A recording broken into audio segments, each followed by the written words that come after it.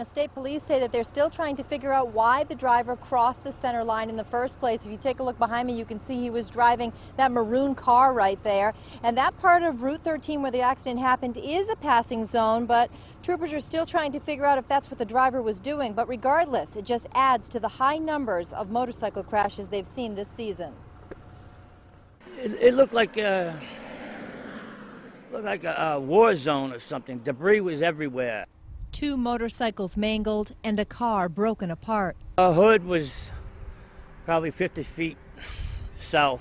A witness to the aftermath named Dan, who did not want to appear on camera, says it was a devastating crash. The drivers of both bikes were killed and a third person taken to a Massachusetts hospital with very serious injuries. The crash definitely took place in the opposite lane of travel, in the lane of travel of the 2 motorcyclists. Police say for some reason 41-year-old Miguel Ramos came over the center line. It happened right in front of Dan's house. He was out there before EMTs arrived. There was no movement whatsoever. I would have tried to help if I could, but there was no sense in that. It's a tragic accident. Unfortunately, it happens all too often at this time of year. Troopers say they have seen numerous motorcycle accidents this year, including this one in Salem Monday evening, where 20-year-old Robert Doyle was killed because he couldn't slow down in time and ended up hitting a car.